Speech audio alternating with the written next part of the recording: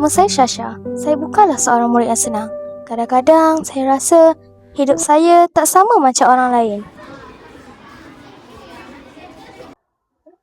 Weh, kau tahu tak? Hari tu aku dah beli 2 pasang baju raya. Mak aku pula akan jadi 7 jenis baju raya. Bila raya semakin dekat, semua orang nampak gembira. Baju raya baru, kuih banyak, balik kampung. Tapi saya hanya melihat dari jauh. Bagi saya, raya bukan tentang baju baru, bukan tentang rumah besar. Bagi saya, raya adalah membantu keluarga.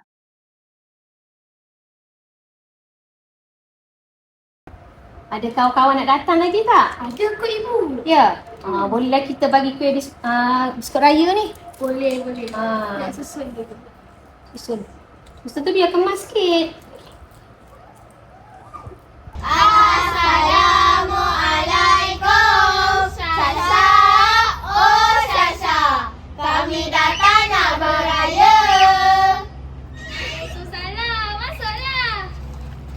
Sila masuk.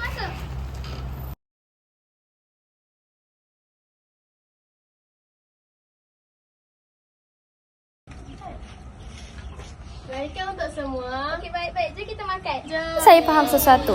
Raya ni sebenarnya tentang siapa yang ada bersama kita.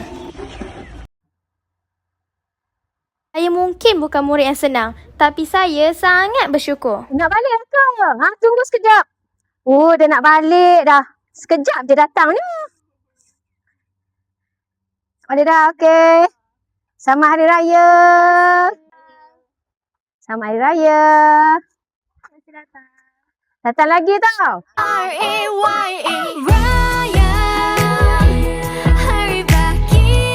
Selamat Hari Raya Aidilfitri.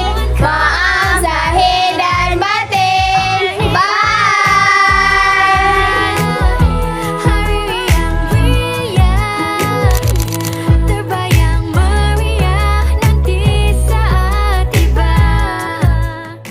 Kerana saya tahu